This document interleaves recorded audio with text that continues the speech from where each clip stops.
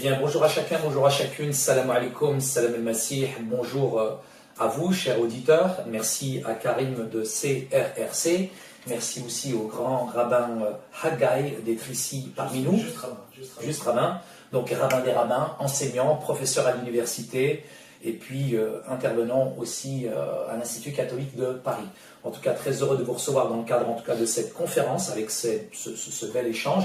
Donc ce qui est intéressant, c'est qu'en arabe on dit salam alaikum, que la paix soit sur vous, et je dirais en hébreu on va dire shalom aleichem, que la paix soit sur aussi vous deux, pour cette thématique aujourd'hui intitulée, et vous développerez plus amplement chacun d'entre vous, donc la nation islamique et la prophétie de Mohammed dans le texte, je dirais, biblique de notre époque. Un grand merci, donc la parole est à Karim, je pense qu'il va démarrer en tout cas cette introduction. Je te remercie Saïd déjà pour l'accueil, pour avoir organisé un petit peu aussi cet événement. Rav, shalom alecha, j'espère que tu vas bien. Salam alaikum, salam. Voilà, tout va bien. Donc voilà, on est là pour discuter d'un thème qui est quand même, à mon sens, important, qui est le fait de discuter de la prophétie de Mohammed, sallallahu alayhi wa sallam, que la paix et la bénédiction de Dieu soient sur eux. Pourquoi cette thématique? C'est très simple, c'est parce que l'un des points qui divise le judaïsme et l'islam, c'est vraiment cette thématique-là. Est-ce que le prophète Mohammed est oui ou non un prophète? Bien sûr. Et s'il est un prophète, est-ce qu'il est pour tout le monde ou est-ce qu'il est pour des gens spécifiques? Oui. C'est principalement ça, voilà, la question. Et donc, voilà, je vais, on va dire, commencer par introduire, en fait, pour moi, la réelle problématique du sujet, qui se résume, je pense, en un seul verset. D'accord. Un verset qui est issu de la Torah, et qui dit, c'est dans le Nombre au chapitre 23, verset 19, que Dieu n'est pas un homme pour mentir, et qu'il n'est pas un fils d'homme pour se repentir. Lorsqu'il dit une chose, eh bien, il la réalise, et lorsqu'il annonce une chose, elle se réalise. Voilà le verset en gros. Donc, puisque Dieu ne peut pas mentir, je pense qu'on sera tous les trois d'accord sur la question, puisque Dieu, lorsqu'il fait des annonces, elles doivent se réaliser, sauf exception. Je donne un petit exemple rapide comme ça. Par exemple, on a le prophète Jonas qui a été envoyé aux Ninivites et il a fait une annonce de la part de Dieu comme quoi le Ninive allait être détruite. Mais puisque Ninive s'est repenti et est revenu à Dieu, alors il y a eu abrogation de la menace qui a été prédite et donc ça ne s'est pas réalisé. Mais c'est parce qu'il y a eu un changement dans la réalité. Si il n'y avait pas eu ce changement, ce repentir de la part des gens, la menace aurait été effective. Donc pour partir de ce postulat de base qui est que Dieu ne ment pas et ne peut pas ne pas réaliser ce qu'il a dit, et ça introduit en fait la thématique qu'on a actuellement, qui est que je considère personnellement le récit coranique comme étant vrai, si on part du principe que c'est Dieu qui l'a révélé, et qui annonce dans la sourate 7 au verset 157 que nous avons une trace à l'intérieur de la Torah et de l'Évangile. Bien évidemment, je ne vais pas parler de l'Évangile au rabbin, ça ne servira pas à grand-chose, puisque ce n'est pas du tout son support de croyance. Exactement. Donc on va rester focalisé sur la Torah. La Torah, très bien. Voilà, et c'est déjà très bien. C'est vaste. Donc la sourate 7, verset 157 nous dit que voilà, et ceux qui suivent le messager, soit des nations ou le prophète des nations ou le prophète illettré, qui trouve mentionné chez eux ou devant eux dans la Torah et l'Évangile. Donc on a une trace, en tout cas pour nous qui considérons le récit coranique comme une révélation divine, il doit y avoir une trace de Mohammed sallallahu alayhi wa sallam dans la Torah. C'est un débat. Pourquoi? Parce que déjà une prophétie, c'est pas quelque chose de tout à fait facile. On a besoin de savants, on a besoin de gens qui sont là pour pouvoir essayer de décortiquer un petit peu le tout. On va pas avoir marqué par exemple à propos de Jésus dans la Torah, Jésus, voilà, on vous l'annonce nominativement, ou Mohammed, etc. C'est un peu plus subtil que ça, il faut se creuser la tête et analyser. Donc c'est pour ça que je vais soumettre 3 points dans mon argumentation. La première, c'est, je vais parler de ce qu'on appelle, ce que moi j'ai appelé l'étrangeté du parallélisme entre Isaac et Ismaël. Le deuxième point, ça va être sur les caractéristiques prophétiques décrites dans la Torah, avec aussi l'ajout de, si on veut le rajouter, de la Torah orale et de ce que les Hachamim, les grands sages, etc., ainsi que les rabbins, les grands rabbins du judaïsme, ont rajouté comme critère. D'accord. Et le troisième et dernier point, c'est la grande annonce qui est faite à Ismaël, dans Genèse chapitre 17, verset 20. Donc, je vais commencer alors pour dire alors ceci. Maintenant, je vais me concentrer directement sur toi. Alors, moi, ce qui m'a vraiment frappé dans la Torah, c'est vraiment cette similarité, ces similitudes qu'on a entre Isaac et Ismaël. Je vais en décrire plusieurs. Et moi, je veux vraiment qu'on discute sur ce point parce qu'il est très très important, même dans le dialogue islamo-chrétien, etc. Abraham, il a eu 8 enfants en tout. Sur ces 8 enfants, 2 seulement ont eu quelque chose de spécifique. Isaac et Ismaël. Pour les 2, un ange est venu annoncer le nom des enfants avant la naissance. Pour les 2, l'ange est venu annoncer leur naissance, ce qui n'a pas été fait pour les 6 autres enfants. Pour les 2, un ange est venu les sauver d'une mort in extremis. On a Isaac qui a subi ce qu'on appelle la Hakeda, donc on va résumer l'immolation qui devait être faite pour lui dans Genèse chapitre 22. Et on a Ismaël qui a été sauvé aussi par un ange dans Genèse chapitre 21 d'une mort assoiffée dans le désert. Parfait. Ouais. Donc ça veut dire que les 2 enfants ont été sauvés par Dieu. Ils ont été annoncés par Dieu. Les 6 autres enfants n'ont pas eu cette chose-là. Donc ça veut dire qu'on a des parallélismes qui sont vraiment importants. Mais ce n'est pas tout. Les 2 enfants ont eu des annonces. Ismaël a reçu une promesse, la promesse d'être une grande nation. Oui. Isaac a reçu la bérite, l'alliance. Oui. Et ce que le Coran reconnaîtra d'ailleurs. L'alliance a été faite par Isaac et sa descendance. Jacob, les prophètes, ainsi que les enfants d'Israël. Oui. Ils ont été tous les 2 circoncis. Je vais même dire que Ismaël a été même circoncis avant Isaac puisqu'il n'était même pas né. Tout à fait. Donc ça veut dire qu'il est entre guillemets rentré dans les critères de l'alliance, puisqu'on va dire que Dieu nous explique que cette alliance avec les enfants d'Israël, elle tenait par le pacte de la circoncision. Et donc comme il a été circoncis avant, on peut dire qu'il est rentré dans l'alliance avant. Mais comme en fait il faisait partie de ce qu'on appelle el Beit, les gens de la maison d'Abraham, et ben c'est pour cela qu'il a été circoncis comme les autres personnes qui étaient dans la maison. On a eu d'autres choses qui sont importantes, c'est que en fait par Ismaël on a une lignée prophétique et par Isaac on a une lignée prophétique. La lignée prophétique par Isaac, c'est simple, c'est une lignée israélite continue. Plein de prophètes qui sont venus du premier des prophètes, mais on va dire comme on parle de la Genèse, on va dire d'Abraham. À ce point-là, on a donc Isaac et on a toute une lignée prophétique jusqu'à, alors nous, on va pas être d'accord, on va dire jusqu'au Messie, Jésus, paix sur lui, voilà. Mais après, on a le brisement de l'alliance que nous on considère ici. D'accord. À partir du moment qu'on rejette le Christ, le Messie, à ce moment-là, il se passe autre chose. Et bien de même, on a une lignée prophétique entre Ismaël et Mohammed. Il n'y a eu qu'un seul messager entre les 2. D'accord. Et Mohammed, en fait, termine l'accomplissement prophétique selon la vision islamique. D'accord. De tout ça, oui. Il y a d'autres choses qu'il faut rajouter. On a par exemple Israël et Ismaël, qui tous les 2 ont le nom de Dieu à l'intérieur de eux. Oui. Dieu entend. Voilà, et donc c'est très très important puisque c'est pas. Voilà, c'est mon constat, c'est que Dieu ne fait pas les choses au hasard. Bien sûr. Il doit y avoir quelque chose de très important pour que Ismaël ait à l'intérieur de son nom, et donc de la communauté qui va le suivre, bien sûr, ait bien le nom de Dieu. De même pour Israël. On a aussi le fait que Israël a eu 12 enfants, qui a donné 12 tribus. De même, Ismaël a eu 12 enfants, et ça a donné 12 tribus. Les 2 se réclament d'avoir eu ce qu'on appelle un temple. On a eu le temple de Jérusalem, Beit HaMikdash, ou Beit el-Maqdis, selon comment on veut le prononcer en hébreu ou en arabe.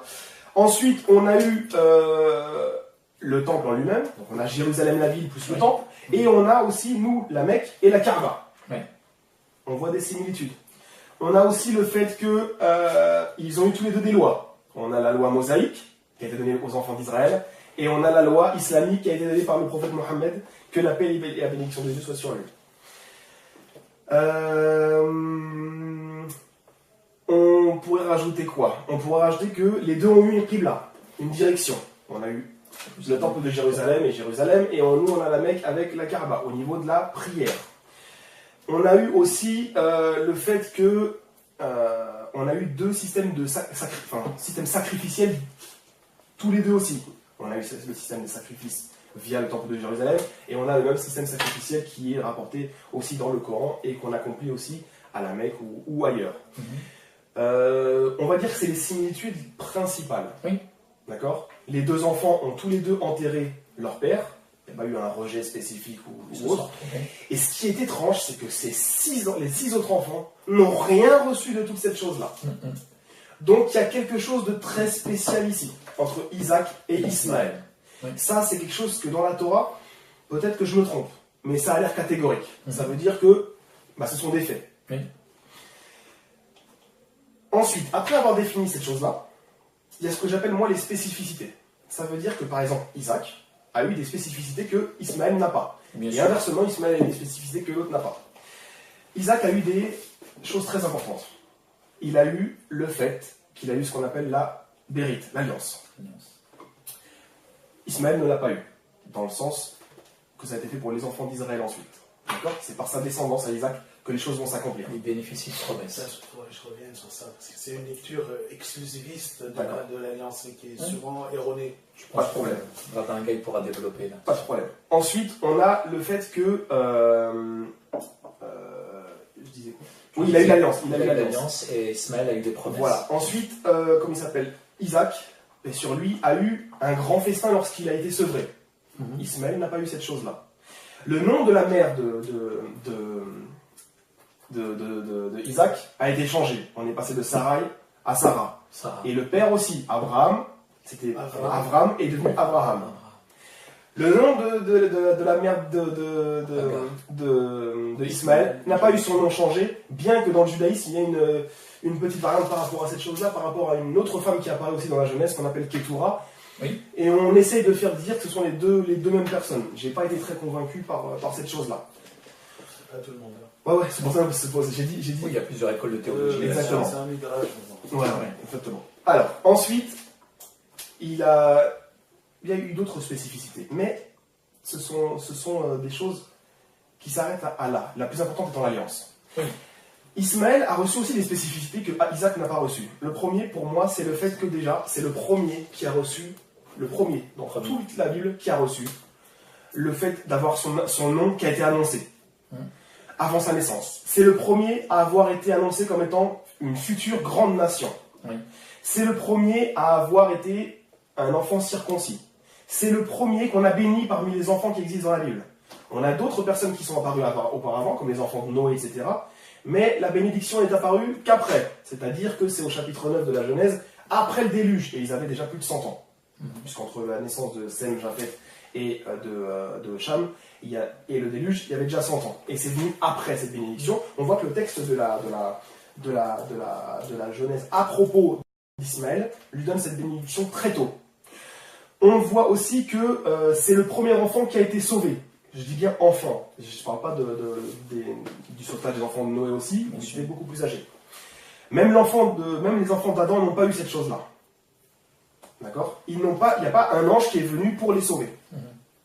Pourtant, il y en a eu un qui a tué l'autre. Oui. On a la mère de Ismaël, qui est la première personne dans tout le texte de la Bible qui a reçu la visite de l'ange de l'Éternel. Oui. D'accord ? Oui. Textuellement, en tout cas. Ensuite, on a le fait que c'est le premier en fait à avoir eu ce qu'on appelle une véritable promesse.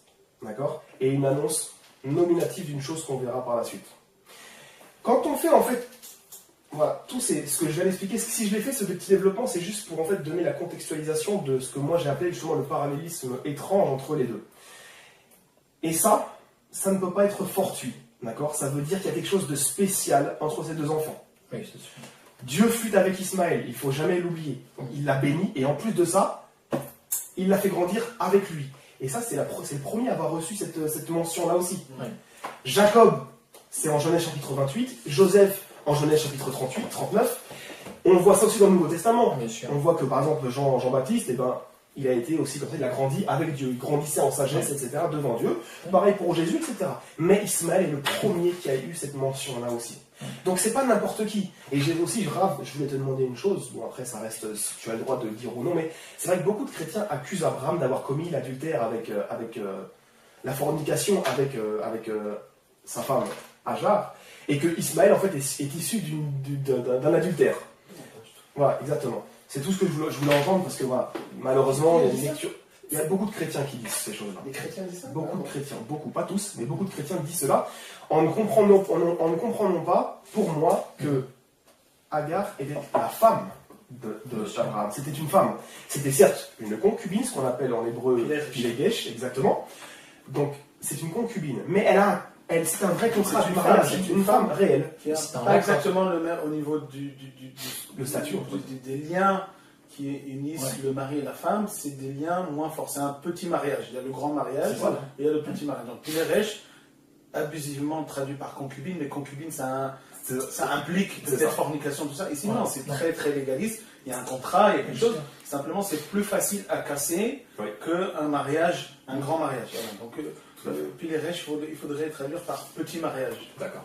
Très bien. Bah, justement, c'était juste sur ça que je voulais mettre, on va dire, un terme, parce que malheureusement, il y a beaucoup de gens qui, je vais pas dire, nagent dans l'ignorance et ils sont prêts à maudire Abraham, parce que c'est pour moi le fait qu'ils disent qu'il a commis l'adultère, c'est énorme. Sarah elle-même qui lui a donné. Exactement, oui, tout à fait, c'est clair dans le texte. Tout le texte c'est clair, je veux dire. C'est clair. Après, chacun interprète comme il veut, malheureusement. Sur il y a des interprétations qui sont dans l'esprit du texte, et il y a des interprétations qui sont n'importe quoi, donc ils sont dénoncés ce qu'est n'importe quoi. Tout à fait. Donc voilà, donc ça j'ai posé les bases entre Isaac et Ismaël. Maintenant, c'est pas tout. La première des choses, c'est que on va reprendre l'annonce qui a été faite dans Genèse chapitre 17, verset 20. Tout d'abord, ça commence en Genèse chapitre 16, où l'ange de l'Éternel, que je considère être l'ange Gabriel, va venir en fait annoncer à la mère de Ismaël qu'on va le multiplier énormément. Et ça, c'est une annonce de futur. Et c'est pas normal qu'on vienne dire à n'importe qui une annonce comme ça. D'accord? C'est-à-dire qu'il joue un rôle, il y a quelque chose. Et ça, c'est avant sa naissance. Et c'est pas le seul. On prend Jérémie, au chapitre 1, verset 5, on voit qu'il y a eu la même chose. Dieu dit à Jérémie, avant que tu ne fusses dans le ventre de ta mère, je t'avais déjà établi prophète pour les nations. Donc ça veut dire que déjà avant, Dieu prévoit des plans. Et qu'on voit la réalisation que plus tard. Donc là, le fait qu'un ange de l'Éternel vienne annoncer à Hajar cette chose-là, ça a quelque chose de très fort. Surtout dans les annonces qui sont faites dans l'Ancien Testament, on voit que c'est jamais n'importe qui a une annonce. Deuxièmement, au chapitre 17, cette annonce, là Ismaël a grandi, elle devient plus apparente. Là, Abraham demande à Dieu, en gros, de prendre en considération Ismaël. Et l'Éternel va répondre via un ange en disant que Ismaël, je le bénirai, ou je l'ai béni. Il deviendra une grande nation. Il engendrera 12 princes. C'est les 12 fils qu'on va retrouver dans Genèse chapitre 25. Mais c'est surtout cette histoire de grande nation. Historiquement, bibliquement et historiquement, en fait, ça ne s'est pas réalisé avant l'annonce du prophète Mohammed et son arrivée. Et c'est sur ça qu'en fait, moi, je me focalise au niveau argumentaire pour pouvoir donner un argument sur trouver Mohammed dans la Torah. C'est-à-dire, on a une annonce. Cette annonce, elle n'a pas été effective auparavant. On va aller un peu plus loin que ça. Cette annonce, dans le judaïsme, il y a divergence sur la question. Il y a de très très grandes autorités qui ont admis qu'il s'agissait de l'annonce de Mohammed et de la nation islamique. On a par exemple le fils de Maïmonide, Abraham ben Maïmon, qui a reconnu qu'ici il s'agissait de l'annonce de Mohammed et de sa communauté. On a Nathanaël al-Fayoumi, le grand savant yéménite, qui a reconnu la même chose. Il y a une nuance qu'on va voir après pourquoi ils ne l'ont pas accepté. Ensuite, on a par exemple le Rabbi Bechaï. Rabbi Bechaï, c'est une grande autorité du XIIIe siècle. Cette personne-là aussi a repris une parole de Rabbi Hananel au XIe siècle.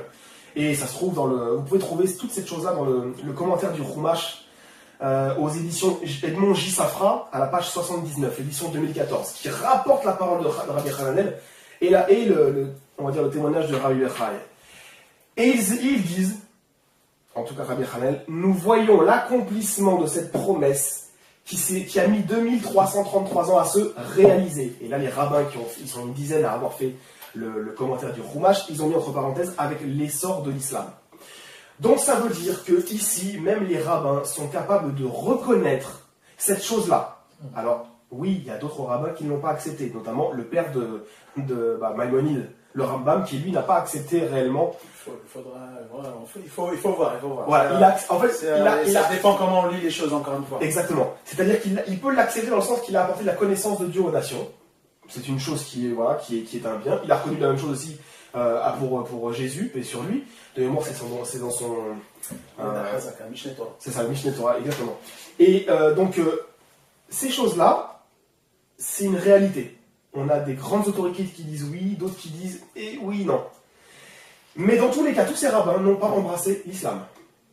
Pourquoi? Parce qu'il y a, moi, ce que je vais considérer comme une étrangeté, et ça, je voudrais une compréhension de cette chose-là. Ce qu'on appelle être un vrai prophète pour les nations et un faux prophète pour la nation israélite. Et ça, c'est un concept que je n'arrive pas à comprendre. Ensuite, autre étrangeté. Il y a ce qu'on appelle le système de la Gematria. Au fait, à l'époque de Maïmonide, il y a eu une grosse problématique qui a généré en fait l'épître aux Yéménites. Oui. C'est en fait des juifs apostats qui ont embrassé l'islam, donc qui ont été dirigés par Samuel Abbès, etc. C'était un juif qui était du Yémen et qui a en fait sorti beaucoup de juifs et qui les a emmenés vers l'islam. On est à quel siècle là? On est au XIIe siècle, au temps de Maïmonide. Un petit peu avant, ouais, mais en tout cas, l'épître, elle a été écrite au XIIe. C'est ça, exactement. qu'il a écrit, mais tout à fait. Pas si ça s'est passé un siècle avant. Merci. Et donc, ce qui se passe, c'est que ces juifs-là, ils ont annoncé avoir trouvé une chose. Ils ont annoncé avoir trouvé la mention nominative de Mohammed dans la Torah. On retrouve son nom. D'accord. Alors bon, c'est quand même quelque chose qui est étrange que des juifs puissent dire cette chose-là. Bon, le problème, là où il y a un vrai problème. Bon, je vais revenir à Maïmonide qui, pour moi, personnellement, s'est trompé sur la question après dans sa réponse aux Yéménites parce qu'il a confondu les versets du Coran. Mais, c'est pas tout. C'est que la mention nominative dont il est question, il apparaît dans Genèse chapitre 17, verset 20. Le même verset où il y a l'annonce de la grande nation. D'accord. C'est l'expression biméod, méod, qui ne se retrouve que 4 fois en fait dans tout le Tanakh. D'accord, pas méod, biméod, méod. Il faut prendre le bi avec. Qui en fait donne exactement en somme guématrique, si on calcule les lettres, la somme de 92. 17 quoi? C'est quoi? 17-20. Bereshit 17-20. Okay. Voilà. Où il y a marqué biméod, méod. Et en fait, 92, c'est exactement la valeur guématrique et numérique du mot Mohammed.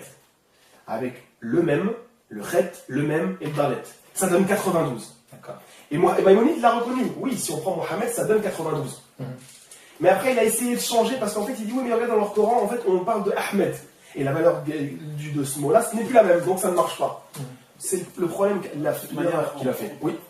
On ne peut rien prouver par les valeurs numériques. Les valeurs numériques, on dit, c'est ce qu'on appelle parperot la hukma en hébreu. C'est-à-dire que ce sont des apéritifs pour la science, pour la sagesse.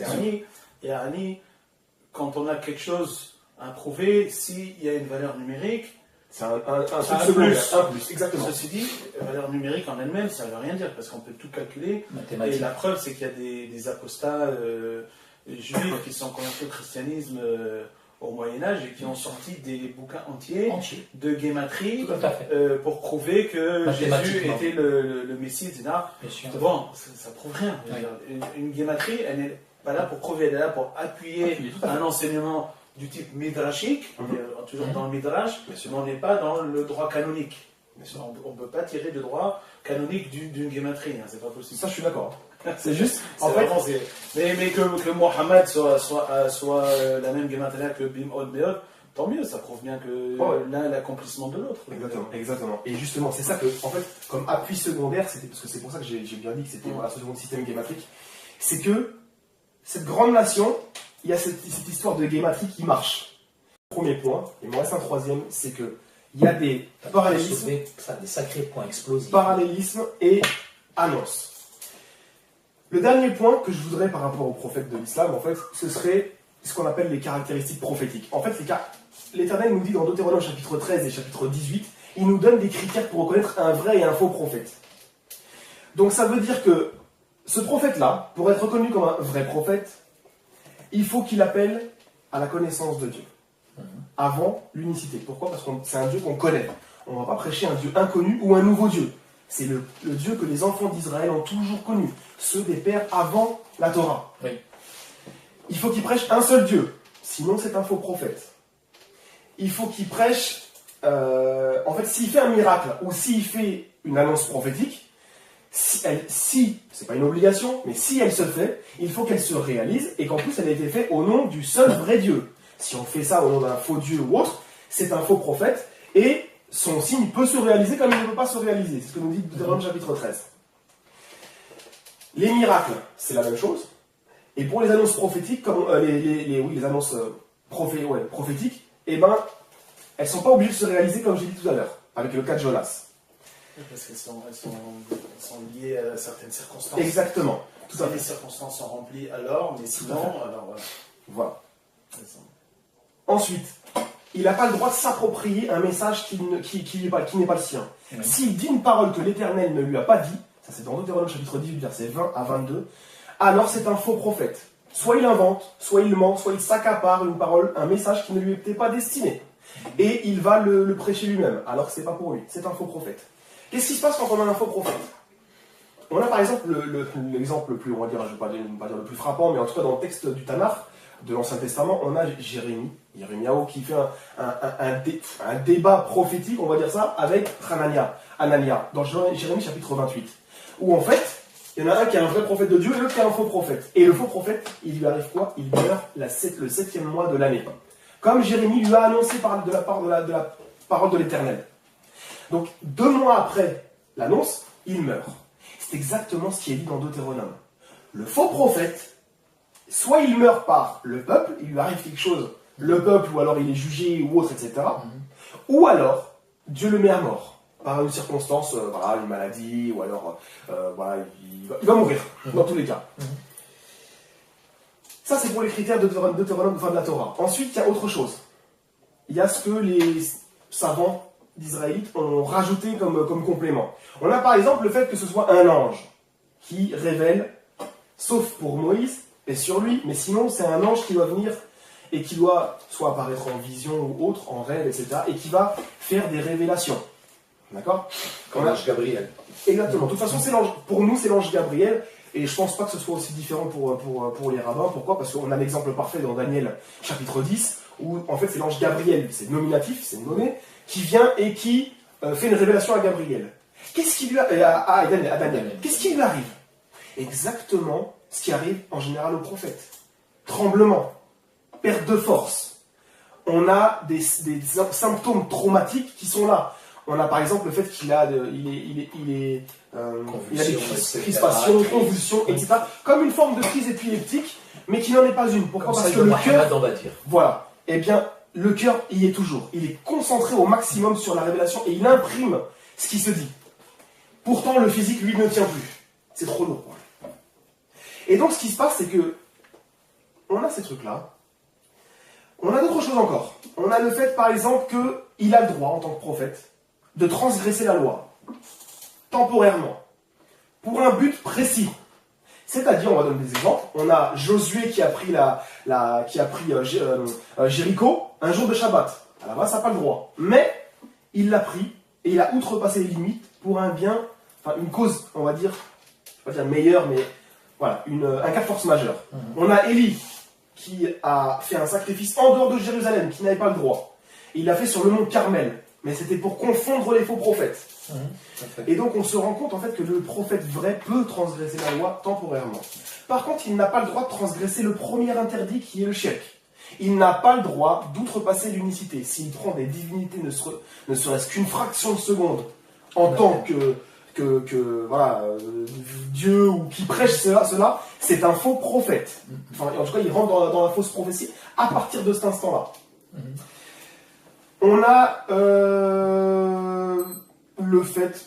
Non, ça suffira en tout cas pour les critères prophétiques. Juste, voilà, ce qu'il faut dire, c'est quoi? C'est que Mohammed, en tout cas dans ce qui nous est rapporté, ne contrevient à aucun des critères prophétiques qui sont énumérés.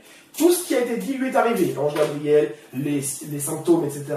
de la révélation, le fait qu'il a prêché un Dieu, la connaissance de Dieu, le même Dieu que les enfants d'Israël ont toujours connu, le fait qu'il a enlevé 360 idoles à la Mecque. Elles ne sont jamais revenues. Pas une seule idole n'est revenue dans le territoire islamique, là où il y a la Mecque. Les enfants d'Israël ont essayé de faire cette chose-là, pour bien moins de Dieu que ça. Et pourtant, à travers leur histoire, eh bien, ceci est revenu. Donc, il y a quelque chose qui n'est pas normal. C'est-à-dire que Dieu a renvoyé des messagers justement pour rappeler le peuple d'Israël. C'est pour ça aussi, entre guillemets, que le premier temple a été détruit. C'est à cause, en partie, de l'idolâtrie dans laquelle certains sont tombés. Pourquoi la dernière nation n'a jamais subi cette chose-là? Pourquoi Mohammed n'a pas eu cette problématique-là? Et pour conclure, je dirais que, voilà, on a toute cette problématique et je veux comprendre pourquoi les gens ne viennent pas à l'islam avec toutes ces choses. Voilà, super. Un grand merci Karim en tout cas pour, je dirais, cet exposé à peu près qui se situe en 3 points. Et je pense qu'on est vraiment heureux dans cette approche et dans cette analyse que tu as faite, dans cette étude comparative qui est approfondie, qui est recherchée. Et puis Rabbin Haggai, en tout cas, on est aussi content. Je pense que tu vas soulever pas mal de points, décortiquer pas mal de choses. Je pense que tu as des arguments aussi qui sont intéressants aussi à développer. Donc, shalom alaykum wa rahmatullahi wa barakatuh. Que la paix, la miséricorde et la bénédiction divine vous accompagnent. En arabe, salam alaykum wa rahmatullahi wa barakatuh. Bishem Adonai Rahim wa Hannoun Na'asan Nasiyah. Bismillah. Donc, d'abord, merci à Karim pour cette invitation à une discussion qui aborde des sujets importants, voilà, fraternels bien évidemment, qui aborde des sujets importants et il faut bien comprendre qu'on n'est pas du tout dans une polémique ici. Non, au contraire, on est vraiment dans une volonté de comprendre qu'est-ce qu'il y a chez l'autre et d'amener la lumière de manière à apaiser les cœurs, parce que souvent on a une vision politisée des relations entre le judaïsme et l'islam, ce qui n'est pas du tout le cas, notre cas en tout cas, et ce qui ne devrait pas être le cas dans le cadre d'un dialogue entre religions, sachant que, je dirais même dans l'absolu, il n'y a pas vraiment de religion différente. On est tous une facette différente de la même religion, qui est la religion de Dieu, qui s'est dévoilée dans l'histoire à différents prophètes, différents législateurs, et chaque législateur est arrivé dans un certain contexte, et la religion a pris la forme contextuelle de cette révélation, mais tout ça, ce sont que les facettes de la même religion. Et donc, en fait, ce qu'on essaie de retrouver vis-à-vis de ce dialogue, c'est justement cette racine de nous sommes en effet pratiquants de la même religion qui vient du même Dieu sous une forme différente, et si on a des divergences, il faut se dire peut-être qu'est-ce qui se passe ici, et on va les approfondir. C'est bien, c'est excellent. Bismillah. Donc ce que j'aurais aimé revenir, donc c'est sur la nation, d'abord la nation musulmane. Alors là j'allais dire, tu as magistralement exposé ce qui était dit dans la Torah. Oui, en effet, donc dans la Torah, la bénédiction d'Ismaël se réalise dans la Ummah islamique. Donc elle est là. Il n'y a pas de problème. Donc j'allais dire, il n'y a même pas polémique.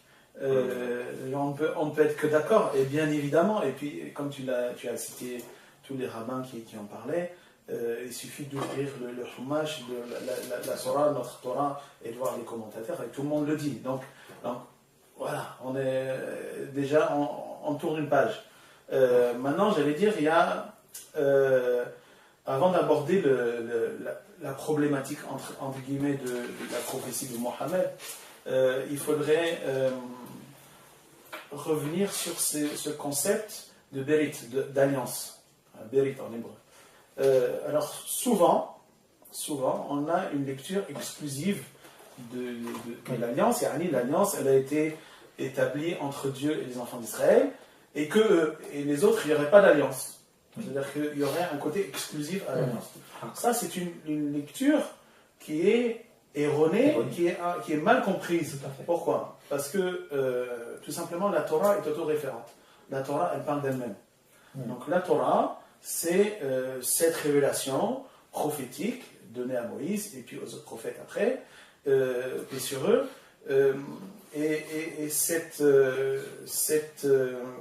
Torah, elle parle d'elle-même en fait. C'est-à-dire que le peuple d'Israël, les descendants d'Abraham, Isaac et Jacob, c'est surtout à partir de Jacob, donc Jacob qui est aussi appelé Israël, donc les béné Israël, les enfants d'Israël, la famille de Jacob, c'est à eux que s'adresse la Torah. Donc ils ont été choisis pour la Torah. Donc, alors, on peut revenir sur le... Moi, j'aime pas parler de peuple élu. C'est souvent c'est dans les chrétiens ou en français, on dit la primauté peut-être. Ouais, élection Ça, ouais. de nos jours, ça veut dire autre chose, n'est-ce pas, Saïd? L'élection, ça veut dire autre L'élection, chose. oui. Je suis en plein dedans. Élection, ça veut dire que quelqu'un vote, donc personne n'a voté pour nous. Si c'est Dieu lui-même qui nous a choisis.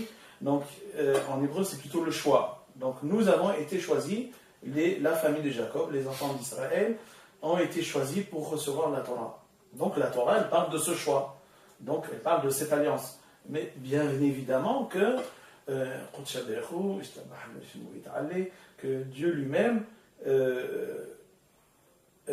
choisit chaque peuple est choisi. Simplement, il ne s'est pas marqué dans la Torah parce que la Torah, elle parle du choix des enfants d'Israël, de la famille de Jacob, vis-à-vis de la Torah elle-même. Mais chaque peuple est choisi. De toute façon, il y a eu des prophètes des nations aussi. Quoi. Et donc oui, il y a une alliance avec Ishmaël et il y a une alliance qui continue, qui prend forme dans la révélation du Coran et dans la création de la Ummah. Donc c'est évident qu'on est dans une perspective d'alliance. Alors c'est pas écrit noir sur blanc, c'est une compréhension de l'esprit du texte que il faut justement éviter d'avoir une compréhension, une vision, une compréhension littérale, exclusiviste de cette notion d'alliance. Attention. Donc nous sommes choisis, mais pas de manière exclusive. Ça ne nous rend pas meilleurs et ça ne nous rend pas les seuls. Tout le monde est choisi, chacun pour son choix, pour son plan divin, et on n'est pas meilleur que les autres parce qu'on a été choisis. On a tous été choisis de toute manière. C'est une grosse responsabilité en plus d'avoir été choisi. Exactement. Surtout que notre responsabilité en tant qu'enfants d'Israël, c'est que nous soyons un peuple saint, un peuple, une nation de prêtres. C'est que ça veut dire quoi, une nation de prêtres? Ça veut dire qu'on doit être au service de l'humanité. Au service de l'humanité, pas seulement pour parler du message du monothéisme, parler du Dieu un, mais c'est vraiment être au service, soutenir l'humanité dans ses épreuves.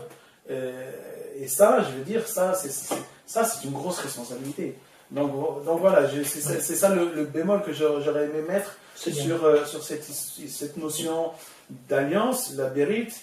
Oui, il y a une bérite spécifique, une alliance spécifique avec les enfants d'Israël vis-à-vis de la Torah, mais il y a une alliance, chaque Dieu fait des alliances avec des peuples, avec chaque peuple. Donc voilà, ça c'est, je pense que c'était important que je revienne dessus. Alors, après il y a cette histoire aussi donc, de reconnaître la prophétie de Mohammed. Est-ce que Mohammed, paix sur lui, est-il un prophète ou non? Alors, nous avons le verset qui est très très important. Qu'il a cité. Hein.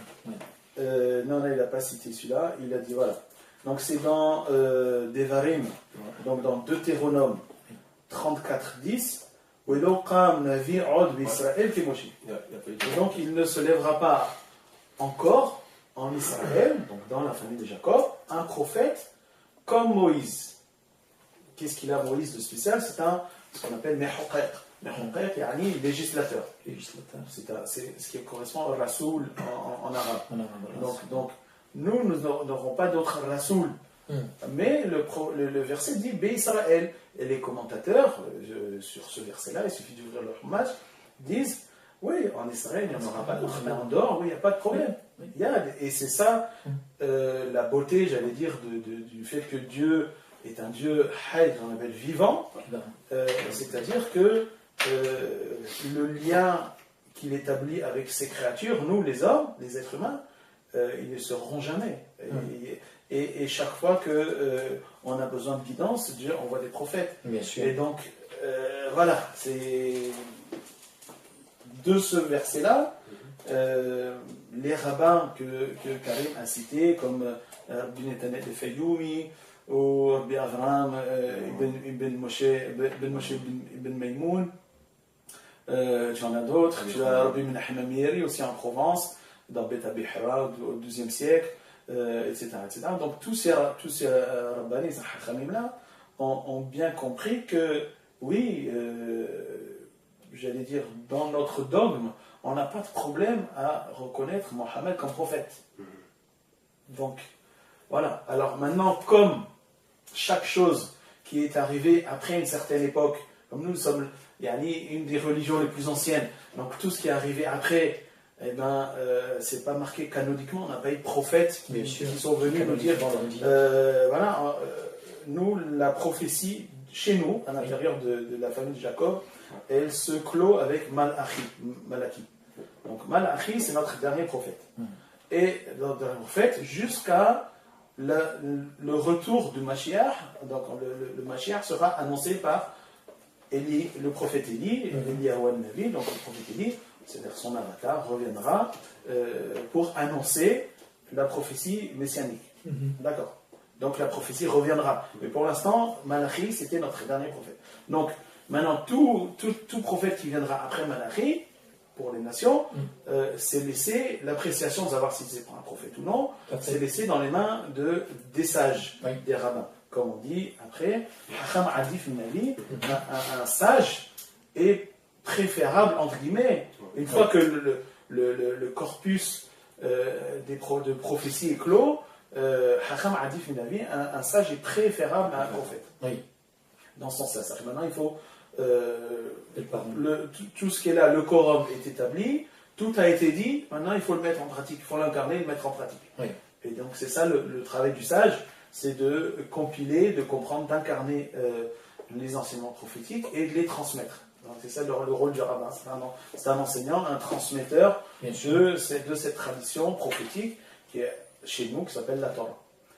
Entre parenthèses d'ailleurs, juste pour dire, notre religion ne s'appelle pas judaïsme. Notre religion s'appelle Torah. Judaïsme, c'est les humanistes européens, les humanistes chrétiens qui nous ont collé ça. Mais nous, la religion s'appelle Torah. La Torah, alors, il faut savoir que dans les langues sémitiques, chaque mot a une racine triconsonantique, trilitère. Donc la racine de Torah, c'est Wa, Raya, Waou, Resh, Yod, et qu'on retrouve dans le mot Moré, par exemple, qui veut dire enseigner, l'enseignant. Donc Torah, ça veut dire la guidance, l'enseignement, voilà, ce qu'on transmet de maître à élève. Et c'est pas du tout comme les Grecs ont traduit dans le Nouveau Testament, enfin quand ils ont traduit la Torah, en grec, ils ont traduit le mot Torah par nomos. Nomos qui veut dire loi, c'est réducteur, parce qu'on a d'autres mots pour dire loi en hébreu, on a hokm, mishpat, etc. Là, voilà, Torah c'est plus large, ça contient des lois, mais c'est pas que la loi, c'est vraiment la manière de vivre sa religion, ça correspondrait à din en arabe, bil-arabiyya. Donc, donc, du point de vue de la Torah, maintenant, est-ce qu'un prophète qui viendrait après la clôture de notre prophétie est un vrai prophète? Le fait de décider ou non, ça a été donné aux sages, aux rabbins. Et donc, comme chaque discussion, nos rabbins, eh ben, il y en a qui disent oui, et il y en a qui disent non. Parce que on n'a que notre discernement à utiliser. Il y en a qui disent non, il y en a qui disent oui. Alors, il faut savoir que dans l'orthodoxie juive, actuellement, la majorité des rabbins, surtout dans le monde ashkénaze, donc le monde des juifs européens, qui domine un petit peu le monde religieux de nos jours, il n'y a aucune reconnaissance de Mohammed en tant que prophète. Dans le monde séfarade, il faut savoir que, encore il y a quelques siècles, en général, la moitié des rabbins étaient d'accord. On n'a pas de problème. Moi, je viens d'une lignée, au contraire, on accepte tout à fait la prophétie, le rôle prophétique de Mohammed, paix sur lui. Et donc, voilà, on est comme Rabbi Netanel Fayoumi, parmi ce qu'on appelle les Rishonim, parmi les grands rabbins, les anciens. Et voilà, encore moderne, un de mes maîtres qui s'appelait Léon Ashkenazi, Rabbi Yehuda Ashkenazi, dit Manitou, et lui aussi il disait oui, Mohammed est un prophète. Donc voilà, alors que ça l'a pas empêché d'être très sioniste, entre guillemets, il a donné une caution religieuse à l'État d'Israël qui n'est pas la position des rabbins orthodoxes en général, mais il reconnaissait quand même la prophétie de Mohammed. Vous voyez, donc c'est intéressant. Et là, il avait une position qu'on aurait pu dire incohérente, mais elle était très intéressante. Ouais. Donc, voilà, ça ce serait pour la prophétie de Mohammed. Alors, j'allais dire, maintenant, c'est à nous d'essayer de dire quelle est la position qui amène le plus de paix, sachant que si on comprend bien quel est l'islam n'est que de la Torah, mais donnée de manière universelle. Parce que la Torah, c'est un enseignement universel, mais il est spécifique, il est particulier. Il a été donné particulièrement à la famille de Jacob. Et donc, parce qu'il est particulier, il a un centre, j'allais dire, on a une géographie sacrée. Le centre de notre géographie sacrée, c'est le temple de Jérusalem, c'est Even HaShetaya, la pierre d'achoppement du monde, pas pierre d'achoppement, la pierre pierre centrale, la pierre sur laquelle pierre angulaire.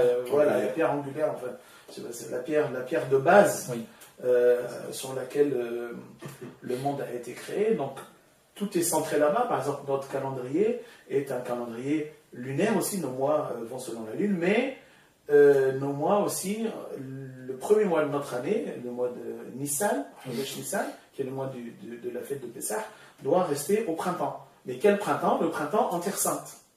Et donc, comme vous savez, les années lunaires, elles ont 11 jours de moins que les années solaires, donc ça recule. Donc, si on compte que selon la lune, à un moment, le mois de Nissan, il ne va plus être au printemps, il va être en fin d'hiver. On sent ça au Ramadan de toute manière. Voilà. Et donc nous, parce que notre géographie sacrée, elle est centrée sur Jérusalem, et que le printemps, c'est le printemps de Terre Sainte, certaines années, on rajoute un 13e mois, de manière à ce que ce mois-ci reste, le premier mois de l'année reste au printemps. Ça prouve le particularisme de la Torah, contrairement, par exemple, à l'universalisme du calendrier musulman, dans lequel il y a 12 mois lunaires. Donc le Ramadan, il sera toujours, il bougera dans l'année de manière à ce que ce soit équitable pour tout le monde. C'est-à-dire que ce n'est pas toujours les mêmes qui font Ramadan super court et les autres qui font... Voilà, ça. Donc c'est ça le côté universel. Si on comprend bien les choses, on voit bien que c'est le même message de la Torah. D'abord, il me semble que Mohammed lui-même, lui, a dit, mais je ne viens pas apporter une nouvelle religion. Lui-même s'appelait le sceau des prophètes, c'est-à-dire qu'il vient comme un sceau vient authentifier les autres religions, ce qui a été dévoilé avant, et c'est juste une authentification, une revivification des enseignements, des révélations précédentes, et voilà, révélé de manière universelle. Donc on n'a pas, dans le dogme de la Torah, on n'a pas de problème à reconnaître ça. On n'a pas de problème. Il y en a qui le reconnaissent, il y en a qui ne le reconnaissent pas, mais même si on le reconnaît, ça ne remet pas la Torah en cause. Surtout que, pourquoi? Alors ça rejoint la dernière question, j'allais dire, c'est pourquoi les Juifs, s'ils reconnaissent Mohammed, pourquoi ils ne se convertissent pas à l'islam? Mais dans le Coran lui-même, on ne nous a pas demandé de nous convertir, c'est-à-dire d'accomplir nos rites religieux selon la révélation coranique. Vu que l'islam, vu que le Coran lui-même, l'islam lui-même, nous exhorte à être authentique avec notre Torah. Donc nous sommes selon cette lecture, parce que bien évidemment, il y a encore une fois, c'est comme chez nous, il y a plein de lectures différentes, donc il y a des lectures très ouvertes et des lectures très fermées. Donc si on lit les lectures fermées, une fois que la prophétie de Mohammed est arrivée, plus personne doit pratiquer selon les anciens rites, on doit tous prendre les nouveaux rites coraniques. Et il y a une lecture qui, même si la prophétie est arrivée, elle n'est pas arrivée pour les anciens. La preuve, c'est que dans le Coran, il y a une exhortation même aux enfants d'Israël, aux Juifs, de dire, mais respectez votre Torah. Si on reproche à quelqu'un de ne pas avoir respecté sa Torah, c'est bien qu'il doit la respecter. Alors, je veux dire, sinon, c'est pas cohérent. Voilà, ça fait partie du sens du texte. Donc, j'allais dire surtout qu'il y a d'autres versets du Coran, enfin, de nombreux versets qui disent chacun ses pratiques. Voilà, chacun sa religion. Manhaj, je ne me souviens plus exactement. Donc, il y a toujours cet appel à la diversité, cette reconnaissance de la diversité. Et comme nous, dans notre Torah, on dit il n'y a pas de raison de plus être fidèle à la Torah de Moshe Rabbeinu, parce que le Coran ne nous demande pas de l'abandonner. Donc, on accepte le Coran tel qu'il est, parce que lui aussi nous accepte tel que nous sommes. Oui. Et nous non seulement nous légitimise, mais en même temps nous efforce de nous rappeler, les enfants, respectez la Torah telle qu'elle est. Tout à fait. Ouais, ça.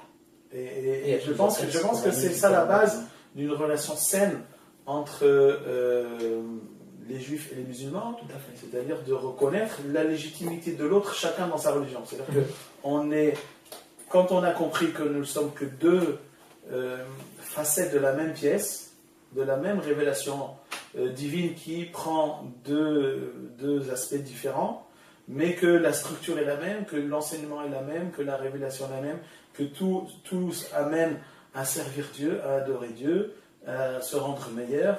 À ce moment-là, je veux dire, on ne peut vivre qu'ensemble et qu'en paix, et que se soutenir l'un l'autre et dans la pratique religieuse de l'un de l'autre. Ceux qui se souviennent, pour les anciens qui se souviennent de comment les juifs et les musulmans vivaient au Maghreb, parce que vous savez, le judaïsme est présent sur le Maghreb, il vient même à ce qu'on appelle chez nous la destruction du premier temple, donc à l'époque où les Phéniciens sont arrivés en Afrique du Nord, il y avait aussi des Juifs, des enfants d'Israël qui étaient avec eux. Bien sûr. Donc il y a des synagogues très très anciennes, les communautés qui sont implantées, surtout à l'époque romaine, après l'époque phénicienne. Donc quand l'islam est arrivé au Maghreb, en Afrique du Nord, ils ont rencontré des gens qui étaient déjà juifs, des personnes locaux qui ça faisait déjà un bon millénaire au minimum qui étaient déjà là. Certains ont embrassé l'islam, d'autres sont restés juifs, et il y a eu une conscience très forte pendant plusieurs siècles, peut-être même un millénaire et plus, que c'était nos frères. C'est-à-dire, les juifs savaient que ces musulmans, c'est la même famille, et réciproquement, les musulmans disaient oui, ça c'est nos cousins. Eux, ils sont restés juifs, nous, on a accepté l'islam. Et du coup, il y a ce sentiment de fraternité très fort qui était là, cette conscience qui se voyait même dans le culte des saints. Parce que vous savez, il y avait les saints, donc chaque communauté avait des personnes qui avaient réalisé Dieu de cette manière que Dieu bénissait dans tous ses actes. C'est le saint, par exemple, le saint homme, autour desquels Dieu fait des miracles. Enfin, je veux dire, c'est extraordinaire. Et donc, on a l'habitude en Afrique du Nord de fêter les personnes saintes, l'anniversaire de leur mort, comme le Moussem en arabe ou la Hiloula en hébreu.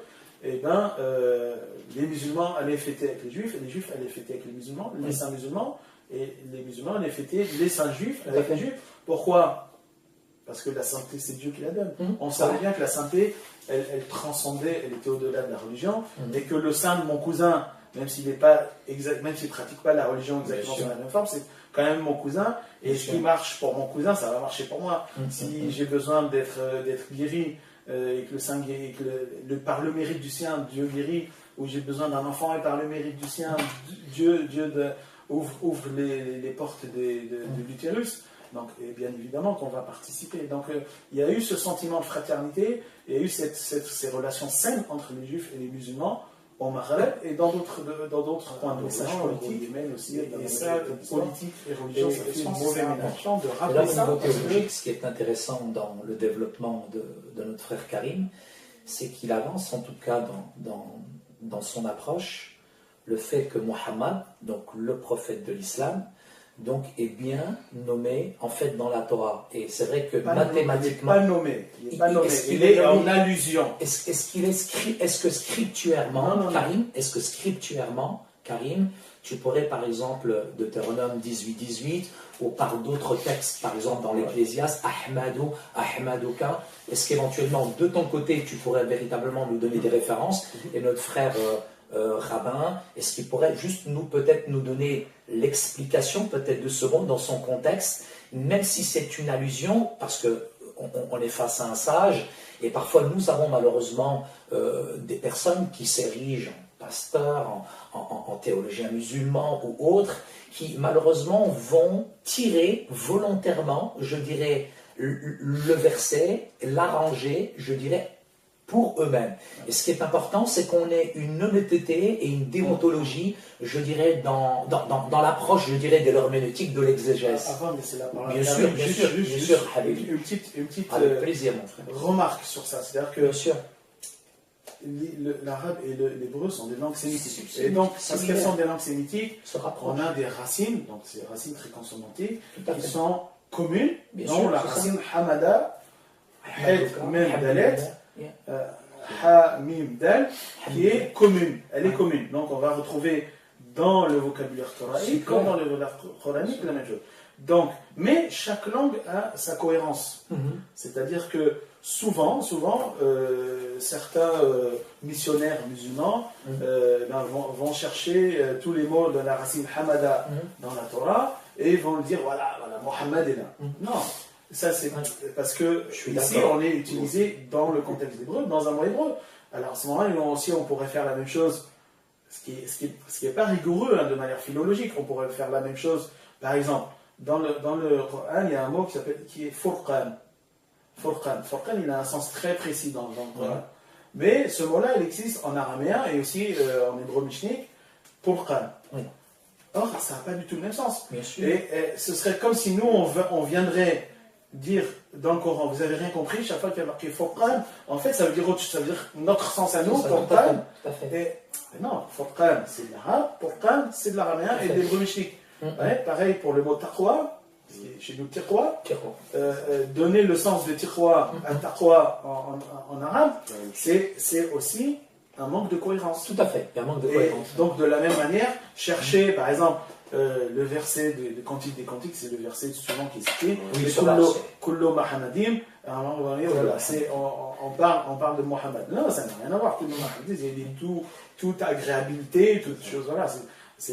Donc, encore une fois, il faut de la rigueur dans l'appréciation du texte de l'autre, tel que l'autre le lit. C'est-à-dire qu'il faut avoir l'humilité de dire, oui, mais c'est leur texte à eux, donc ils ont, eux, leur tradition qui est authentique, parce qu'elle vient de leur prophète, ça a été transmis aux compagnons qui ont transmis aux sages, etc. Et donc, il n'y a pas de raison qu'ils ont mal compris leur texte, pas plus qu'il n'y a pas de raison que nous, on a mal compris, parce que nous, on a une transmission rigoureuse depuis Moïse, avec les sages, les prophètes, les anciens, les rabbins, etc. Nous, on comprend tout à notre Torah, il n'y a rien de... Parce que, encore avec notre frère Karim et puis son collectif, donc ce sont quand même des sages et des gens éclairés, et qui ont vraiment évolué, je dirais, dans l'approche, je dirais, de l'apologétique, mais... Souvent dans nos débats, on retrouve vraiment des gens, mais qui veulent absolument, comme si le texte biblique ou coranique devenait élastique. Alors s'il n'est pas Ahmadouka, il est le consolateur. Et on va chercher absolument le consolateur, l'esprit de vérité qui vous conduira dans toute la vérité. C'est un peu la théologie du remplacement pour dire que c'est Mohammed. Et je pense que c'est là où il faut faire important. Si moi, quelque part, c'est écrit Mohammed, on ne peut pas aller à l'encontre. Que ça soit dans, dans l'ancienne alliance, qu'on va dire, ou dans la nouvelle alliance, si c'est écrit Mohammed, mais qui peut le nier? C'est pas écrit. C'est ça. Donc voilà. Voilà. Non, c'est comme tu l'as, si tu veux, tu l'as mentionné, et puis que mathématiquement, c'est vrai que notre frère rabbin a dit, et je suis d'accord avec lui, il y a des chrétiens qui aujourd'hui veulent prouver mathématiquement. Et eux-mêmes, pour nous, sont dangereux. Parce que, à force d'utiliser les chiffres et de faire parler la Bible, je dirais d'une manière mathématique, théologiquement, on arrive à des drames. Hein. Et puis des gens qui ne croient qu'à ça.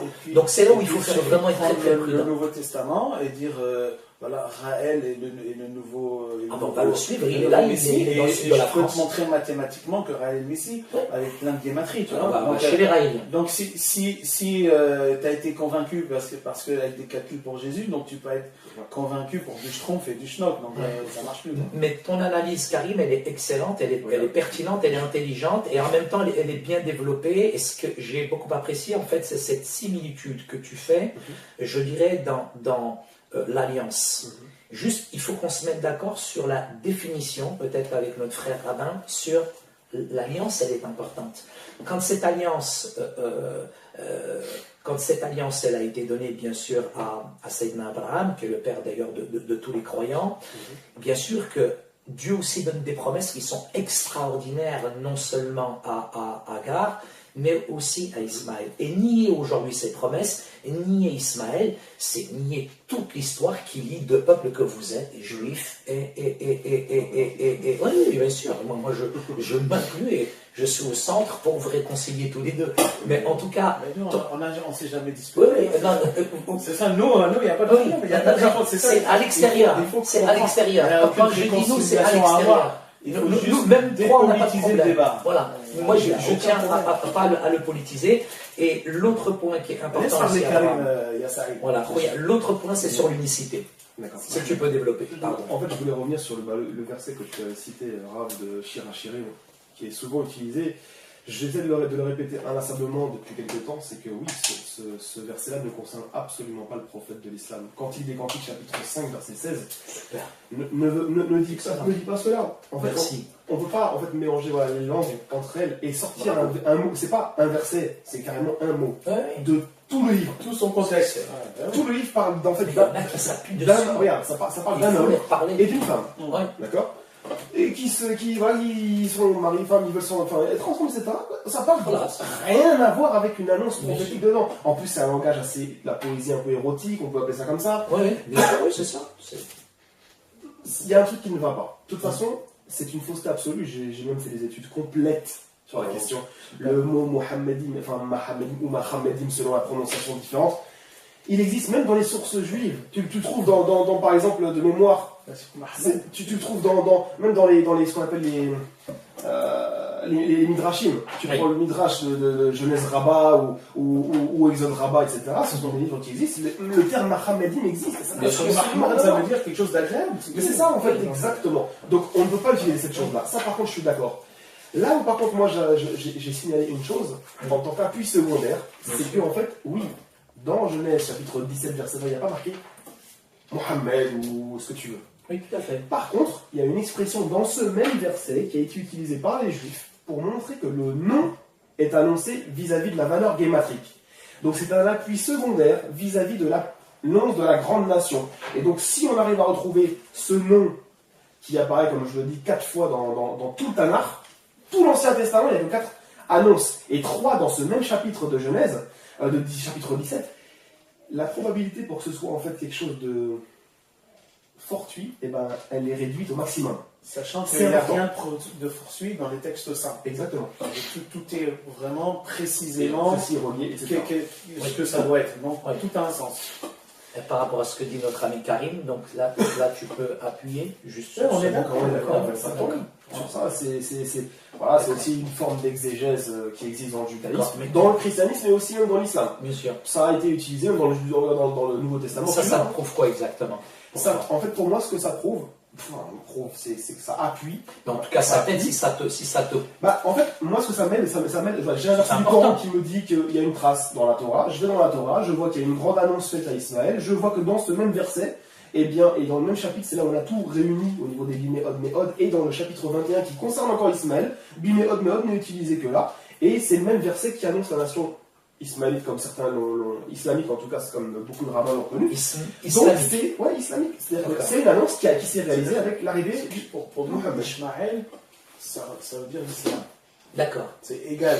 Ismaël, tous les descendants d'Ismaël et le fait. Donc, l'islam prend l'essence. Oui, mais c'est-à-dire Ismaël, tant que les Ismaélites sont idolâtres, ils ne sont pas dans le plan divin. C'est ça. Donc dès qu'ils abandonnent l'idolâtrie, à ce moment-là, ils sont l'incarnation de Ishmaël dans le sens général de l'archétype, la Oumma islamique et Ishmaël. Et l'archétype, c'est cette nation qui devait sortir. Ça, exactement. Ouais. Et là, moi, j'ai pas trois questions, j'ai trois conclusions des questions. La première, c'est qu'est-ce que tu penses, toi, des critères prophétiques qui ont été établis dans la Torah et aussi par les grands Chachamim par rapport à ce que Mohammed a vécu, fait, accompli? Est-ce que pour toi, il contrevient à des critères prophétiques? Par rapport à tous ceux que j'ai annoncés tout à l'heure, prêcher l'unicité, ne pas ci, ne pas ça. Non, pourquoi? Ouais, non, c'était juste pour savoir en fait ton avis sur la question. Non, mais ces critères prophétiques, donc, qui sont dans la Torah, ils ont été aussi bien explicités dans le droit canonique. Hein. Maïmonide les reprend dans son livre des lois juives. Non, il n'y a pas de problème. D'accord. À ce niveau-là, on n'a pas de problème. Mohammed n'a jamais parlé d'autre chose que de l'unicité de Dieu. Et d'ailleurs, rien de ce qu'il dit ne contredit la Torah. Donc nous, notre critère, c'est la Torah. Parce que c'est la révélation que Dieu nous a donnée. Donc c'est à la mesure de cette révélation, on va mesurer les autres révélations. Et tant que ces révélations ne contredisent pas la Torah, on est dans la continuité, bien sûr. Et j'ai une deuxième question. Deuxième question, c'est, je connais des gens qui en fait essayent en fait de disqualifier cette chose-là en disant que en fait les critères de Devarim, Deutéronome chapitre 13, 18 et les paroles des sages ne sont que pour le peuple d'Israël. Donc en fait, Mohammed ne peut pas rentrer dans les critères prophétiques établis dans la Torah. Alors moi, j'ai pas compris vraiment comment ils peuvent dire ça parce qu'en fait, même si c'était à l'époque de Noé ou autre, c'était la même chose. Ils devaient parler au nom d'un seul Dieu, ils devaient prêcher un seul Dieu. Donc j'ai pas trop compris leur système et je voulais savoir selon toi est-ce que ça peut concerner que les enfants d'Israël? Parce que le texte te dit bien si un prophète sort de toi. Oui. Alors ça parce que alors pourquoi on parle des enfants d'Israël? Parce que ce serait quelqu'un qui viendrait prophétiser pour les Juifs. Donc si quelqu'un vient prophétiser pour les enfants d'Israël, on parle bien de voir quels critères appliquer. Donc oui, et c'est de là qu'on apprend les lois. On apprend quelqu'un des enfants d'Israël, mais c'est quelque chose de général. C'est ça, exactement. C'est les autres prophètes qui viennent. Et alors ils viennent pas pour nous, donc il n'y a pas le même enjeu, j'allais dire pertinent. Mais les critères sont exactement les mêmes. Dernière question, c'était sur le fait que, donc voilà, comme je t'ai dit, on a ce parallélisme Isaac-Ismaël, Israël-Ishmaël en tant que peuple, la nation Ismaël, la Oumma islamique et la Oumma israélite.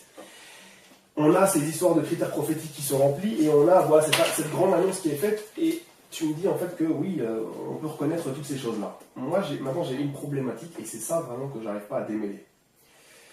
C'est si Mohammed est un vrai prophète, ce qu'il dit à l'intérieur du Coran et qui va aller contre les enfants d'Israël, comment on fait avec cette chose-là? Parce que si c'est un vrai prophète de Dieu et qu'il dit que Jésus était le Messie, que Jean-Baptiste était pas l'avatar en tant que une sorte de réapparition physique de Élie, mais qu'il en est en tout cas il a la puissance d'Élie. Voilà, exactement. Voilà. Et bien, comment on fait en fait avec tout ça?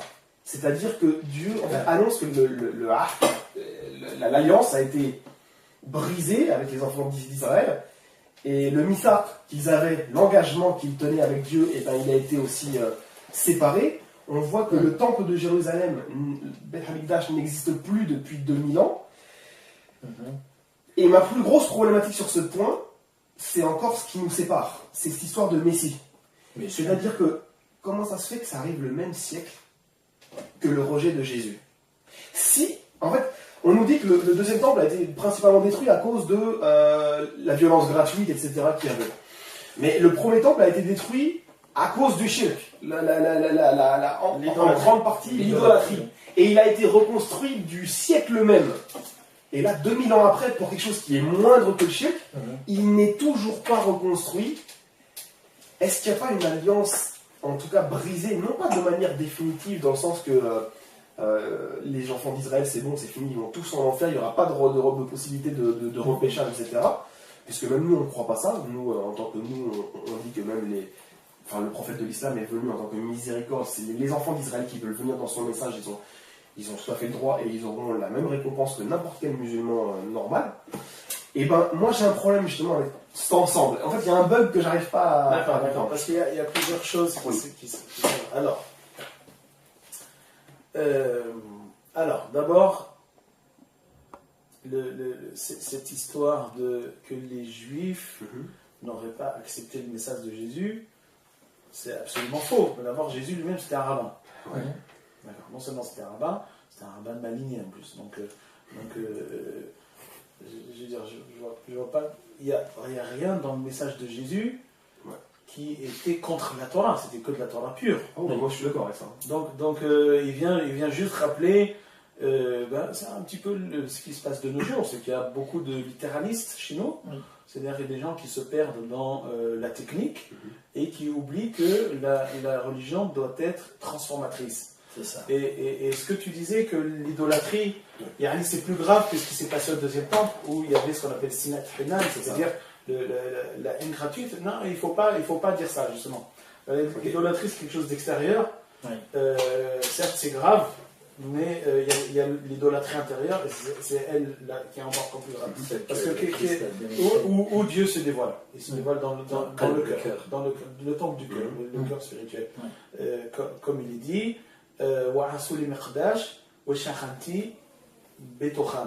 ils me feront un sanctuaire et je résiderai.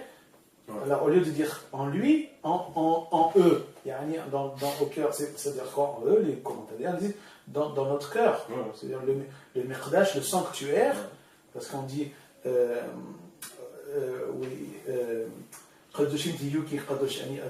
soyez saints car moi je suis saint, l'Éternel votre Dieu. Donc cette sainteté, c'est quoi? C'est suivre incarner les qualités divines, la miséricorde, la patience, la charité, la bonté, et l'amour, tout ça. Donc c'est comment on incarne, c'est dans le temple du cœur. Donc dans le temple du cœur, il y a l'idole, c'est l'ego. Et est-ce que cette incarnation, c'est pas une question, on va dire ça, une lecture secondaire post-exilique, dans le sens que comme il n'y a plus de temple, l'incarnation n'est plus dans le temple en tant que tel. Non. Mais là, c'est après. Le temple, encore une fois, il faudra revenir sur le temple. Rappelle-moi si j'oublie, parce que le temple n'est que le symbole du véritable travail que chacun doit faire.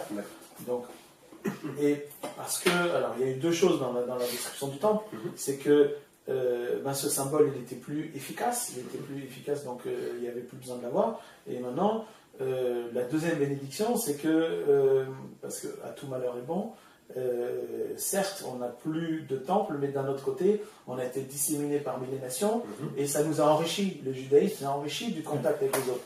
Il ne faut pas voir ça, certes, c'est un exil, mais en même temps, cet exil, ça a été une source d'enrichissement permanent entre nous et les nations parmi lesquelles on était disséminés. Donc, et en même temps, ça nous a aidés à véritablement comprendre l'esprit de la Torah, parce que tout à fait, à l'époque comme à l'époque de Jésus, c'est là où il y a eu la destruction du second temple, c'est que les gens se perdaient dans la technicité. Alors donc je continue. La technicité, c'est-à-dire qu'on reste dans la lettre plutôt que dans l'esprit de la lettre. C'est ce que tu racontais sur les prophètes, que les prophètes transgressent la loi. Ils ne transgressent pas la loi, ils transgressent la lettre de la loi pour l'accomplir à un niveau supérieur. C'est ce que Jésus a fait en tant qu'enseignant. Un enseignant, des fois, il choque les gens. C'est-à-dire, apparemment, il transgresse de manière apparente la Torah, mais en fait, il ne la transgresse pas. C'est toujours la Torah, mais les gens, il a transgressé la lettre, parce que les gens, ils sont tellement rigoureux que si on casse leur rigueur, mais non, mais ça aussi, c'est permis. Pourquoi? Parce que le plus important, c'est, encore une fois, la transformation personnelle. C'est-à-dire, enlever l'idole du cœur. Dans notre camp, on dit que cette idole de l'ego, de dire c'est moi Dieu, je suis mon propre Dieu, c'est moi qui ai tout fait, comme dit le verset, qu'on ne dise pas que ma force et la puissance de mes mains m'ont fait obtenir toute cette réussite. Non, c'est Dieu qui, bien sûr, comme le dit le verset coran, la hawla wa la quwwata illa billah. Exact. Donc c'est vraiment l'ego, il veut dire c'est moi qui fais tout. Et d'ailleurs Dieu dit, on fait dire à Dieu, donc c'est genre un hadith qudsi chez nous, hein, le gars Surwah, le grossier d'esprit, celui qui est très orgueilleux, le gars Surwah, Dieu dit, lui et moi, il n'y a pas assez de place dans tout l'univers. Ça veut dire quoi ça, dans tout l'univers? C'est-à-dire que quand quelqu'un il a l'idole dans le cadre du cœur, il se prend pour Dieu. Donc il n'y a pas de place pour Dieu, nulle part. C'est la dualité absolue, mais c'est plus que la dualité. C'est moi qui fais tout. Ben non, justement. Donc c'est le travail, c'est ça. Le travail du cœur, le travail personnel. Alors, donc ça c'est l'enseignement de Jésus. L'enseignement de Jésus, il est venu contre les gens qui étaient dans le littéralisme. Et il se trouve que cet enseignement, alors il faut savoir, dans les confréries mystiques en général, donc Jésus était aussi maître de confréries mystiques, dans les confréries mystiques, le maître spirituel, le maître mystique, a un statut de Mashiach, de Messie personnel, par rapport au disciple lui-même. Pourquoi? Parce que c'est lui qui va délivrer le disciple de cette oppression de l'ego. Il va lui donner des enseignements très précis, des enseignements très, très, très subtils vis-à-vis de la nature de Dieu, de la nature de l'être humain, et quelle est la nature de notre travail dans ce monde, qui sont des enseignements transmis de maître à disciple depuis les prophètes jusqu'à nous. Et donc, pour le disciple, le maître, son maître, c'est son Mashiach. C'est pas le Mashiach, mais c'est un Mashiach personnel. D'accord? Il se trouve que les enseignements de Jésus, bien qu'à son époque, il n'ait pas été reconnu comme prophète en général, mais comme Messie en général, la providence divine a fait que, a posteriori, bien évidemment, on ne peut pas nier la qualité de prophète à Jésus. On voit bien le nombre de chrétiens qu'il y a dans le monde. Donc nous, je réponds à ta question, qu'est-ce que fait un juif quand, pour nous, a priori, Jésus c'est un sage éclairé, un maître spirituel, et en même temps, le Coran, qui est la parole de Dieu, nous dit c'est un prophète. Bah oui, c'est un prophète, a posteriori. C'est-à-dire, chez nous, on a un raisonnement, ce qu'on appelle Dekhat Tehila et le Di'abad. Donc, Dekhat Tehila, a priori, et le Di'abad, a posteriori. Donc, c'est un petit peu subtil, hein. Donc, chez nous, c'est pas tout noir ou tout blanc, hein. Des fois, il y a des cases, il y a du nuance de gris, il y a du vert et du rose. Donc, oui, parce que Dieu donne le terme, l'étiquette de prophète à Jésus, a posteriori, oui, on va le reconnaître comme prophète, et on ne peut pas nier son statut de prophète. Alors ce que je dis, c'est vraiment les mystiques qui disent ça. Évidemment, les littéralistes, et ils ont un problème. Pas tous, parce qu'il y en a qui reconnaissent, en tout cas, Jésus comme une personne, comme un maître spirituel. Alors, comme un prophète, ça c'est encore un petit peu difficile, mais en tout cas, comme un prophète des nations, oui. Prophète des nations, il n'y a aucun problème. La preuve, on le voit a posteriori, sur la Ouais, de toute façon, c'est partagé. Si tu prends par exemple le commentaire de la Torah de Eli Munk, il te rapporte à propos de Jésus, dans le commentaire de Devarim 13, il te dit oui, non, on n'a pas de problème pour reconnaître Jésus ici. Bah oui, c'est un faux prophète. Donc il est bien annoncé dans Devarim 13. Donc en fait, il y a une divergence. Alors il faut savoir que l'histoire de Jésus, on peut en parler un petit peu, c'est une longue histoire. Alors, la première église, les vrais disciples de Jésus, les prophètes, c'était les premiers chrétiens. En fait, Jésus c'est un rabbin, et ils étaient tous juifs, et la première église qu'on appelle l'église de Jacques à Jérusalem, c'était une synagogue, et ils étaient tous juifs pratiquants, comme Jésus lui-même. Jésus, il était circoncis, il ne mangeait pas de porc, il respectait Shabbat, etc. Et eux-mêmes, pareil. Le problème a été, l'histoire a commencé quand le christianisme est devenu religion d'État de l'Empire romain. Il y a le concile de Nicée. Le concile de Nicée a décidé, il y a une orthodoxie chrétienne, c'est la branche choisie par l'Empire romain, et tout le reste c'est des hérétiques. Tous des gens qui étaient authentiquement et légitimement chrétiens, mais qui avaient choisi un aspect du christianisme vis-à-vis de l'autre, par les circonstances, mais tous avaient reçu un christianisme authentique de maître à disciple depuis Jésus quand même.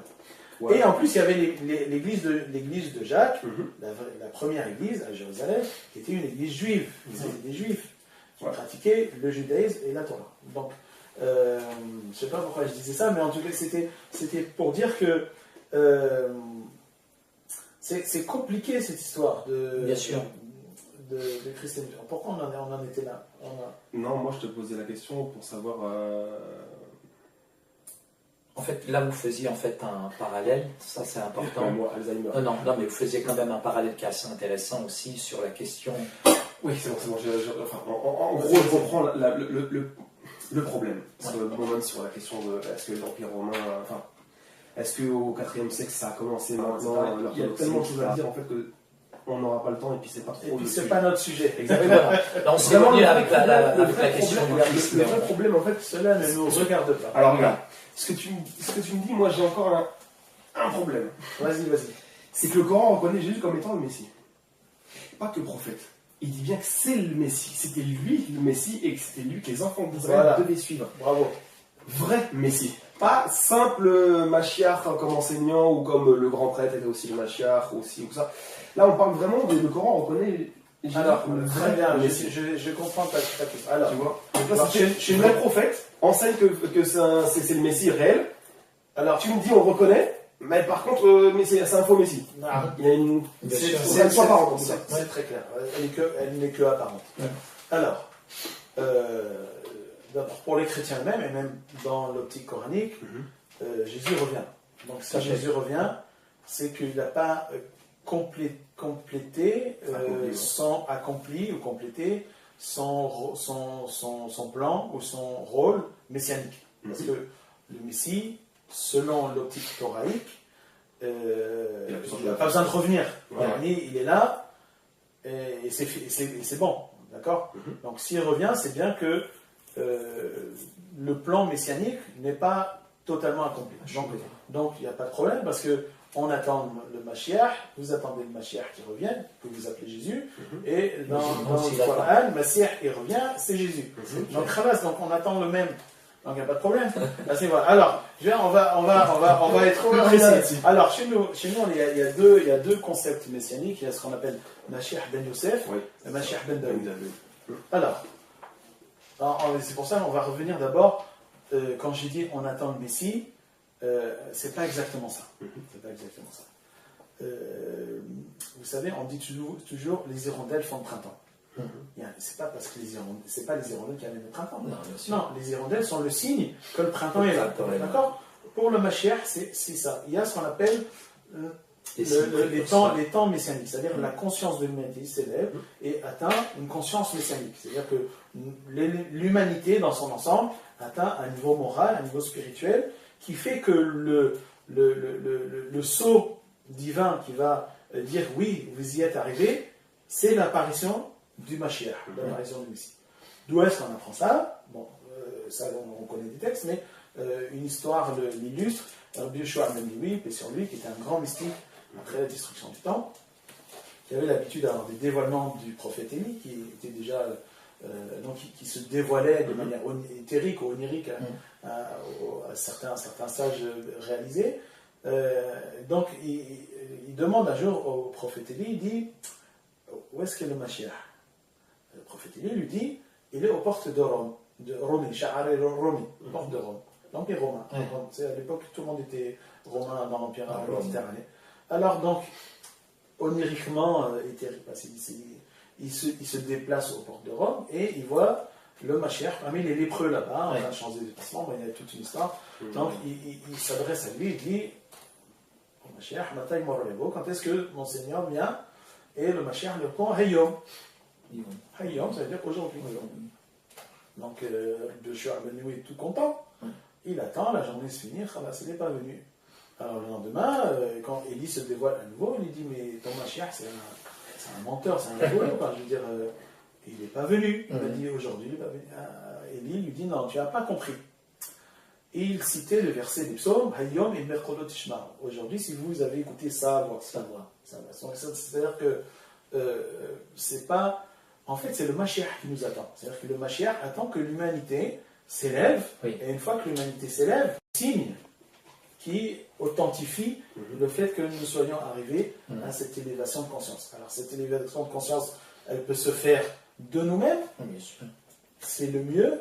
C'est pour ça on dit, des fois on peut dire Yeshua la délivrance, la rédemption messianique, elle est comme un clin d'œil, elle est immédiate parce qu'on est arrivé tout seul. Et sinon, c'est comme le hamor, comme le hamar, l'âne. Des fois on a besoin de coups de bâton. Donc c'est ce qu'on appelle Havre Mashiach, les douleurs de l'enfantement messianique, pour arriver à cette conscience qui a besoin, qui est nécessaire pour le dévoilement messianique. On a besoin de coups de bâton, de chocs éveilleurs pour nous rendre meilleurs. Et ça, on le voit au niveau personnel, donc ça arrive au niveau collectif, bien évidemment. Au personnel, souvent, les gens reviennent dans le droit chemin parce qu'ils ont reçu des épreuves difficiles, qui les font se transformer, qui les font repenser à des choses importantes, responsables, etc. Donc prendre un nouveau chemin. Et là, au niveau collectif, c'est pareil, si besoin. Donc c'est pour ça qu'il y a plusieurs traditions dans les prophètes. Ça rejoint de ce que la prophétie. Donc, si, comme à Ninive, les Ninivites ont entendu le prophète Yona et se sont repentis, donc la prophétie, les mauvaises prophéties qui étaient liées au fait que s'ils ne se repentent pas, ils vont recevoir des coups, ils n'ont pas eu besoin, donc on n'a pas besoin, donc tant mieux. Donc c'est pareil au niveau du Messie. Certains prophètes ont prophétisé des choses très dures, ça fait partie du coup de bâton, si jamais on n'est pas repenti. Et si l'humanité s'est repentie tout seul, parce qu'on a écouté nos prophètes et les enseignements qui sont transmis, alors il n'y a pas seulement que les prophètes juifs, maintenant, de nos jours, il y a toutes les religions, j'allais dire, dans le monde, elles tendent à transformer l'être humain, à le rendre meilleur. Donc quand la conscience globale et collective de l'humanité s'élève, le Mashiach se dévoile. Donc le Mashiach, et c'est ça, j'allais dire, dans nos traditions mystiques, le Mashiach, il ne vient pas que pour les Juifs.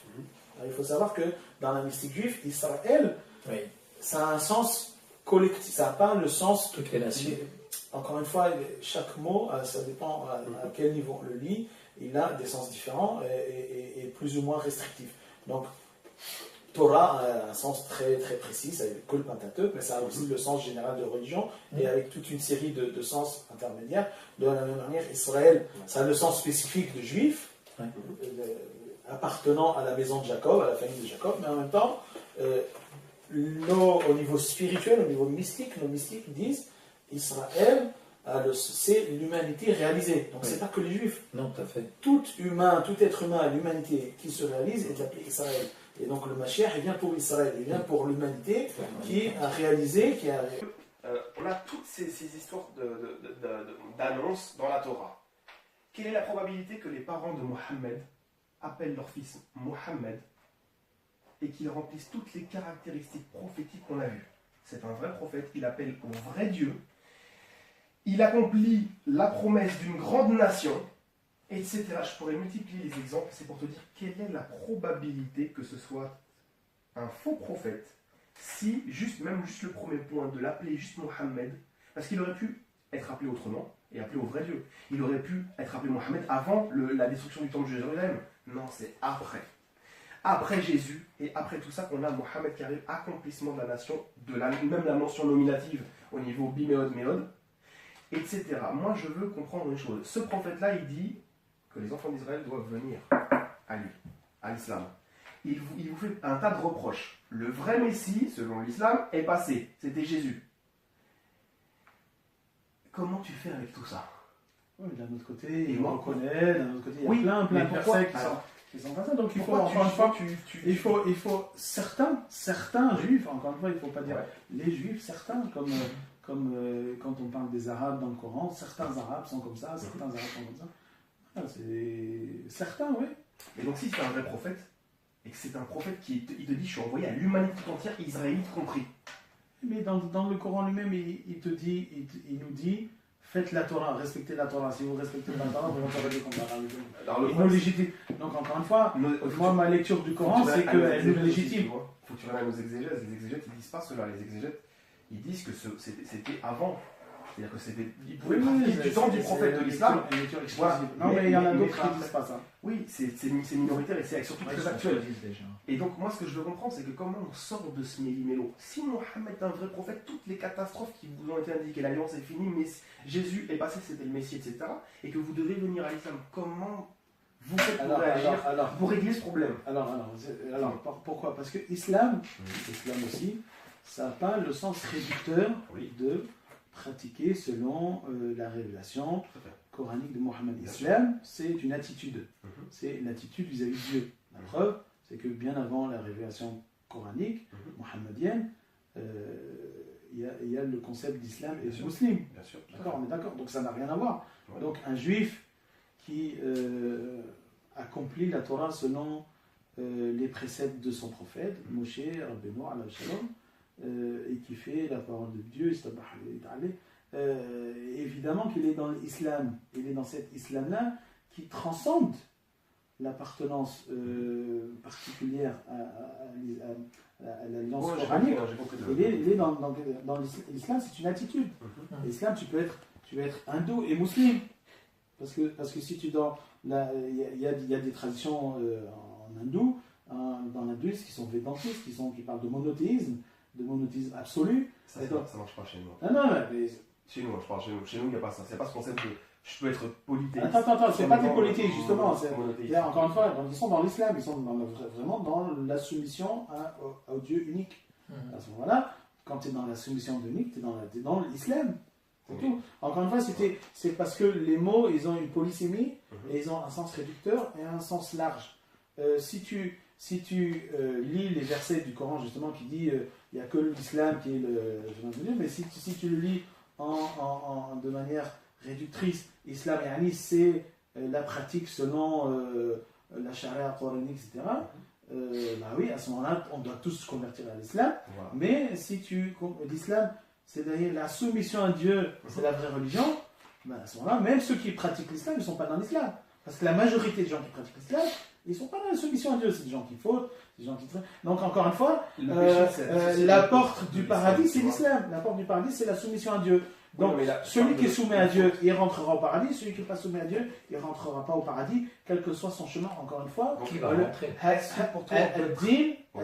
Din wahid. La religion, elle n'est qu'une seule religion. Pour toi, tu me dis qu'on peut croire en la Trinité, par exemple, et aller au paradis. J'ai pas dit ça. J'ai pas dit ça. J'ai dit qu'il y a des gens qui croient en la Trinité, qui rentreront certainement au paradis parce que ce sont des saints, parce que ce sont des gens qui ont fait du bien, et que la manière dont ils pratiquent la Trinité, c'est certainement pas la manière dont nous on comprend la chose. Parce que nous, peut-être qu'on comprend, c'est haram, d'accord. Mais encore une fois, j'ai trop d'humilité, j'ai trop de crainte de Dieu de me mettre à sa place. Donc moi, je ne suis qu'un être humain, j'ai pas les cartes de Dieu dans le monde, je vois que les êtres humains, les gens bien, je les aide à faire le bien, et je m'éloigne des gens mauvais. Voilà, c'est tout, indépendamment de l'étiquette qu'ils ont. Un grand merci, Rabbin Haggai Gabriel, en tout cas, pour cette intervention qui est d'une sagesse et qui est d'une grande richesse. Merci aussi à Karim du Centre en religion comparée. Merci en tout cas pour, je dirais, cette analyse. Et puis, je redis bien que dans le cadre de ce débat, donc c'était une conférence donc sur les points de convergence, divergence, donc judaïsme, et plutôt Torah et je dirais l'islam. Donc, je pense qu'il serait intéressant de refaire une conférence avec un auditoire, je dirais, beaucoup plus important, conséquent, parce que ce qu'a partagé le rabbin Gaï était d'une grande richesse, et ce qu'a partagé à Karim aussi était d'une énorme richesse aussi. Un grand merci à chacun, chacune, salam alaikum, et puis shalom aleichem, à bientôt. Merci, au revoir. Merci.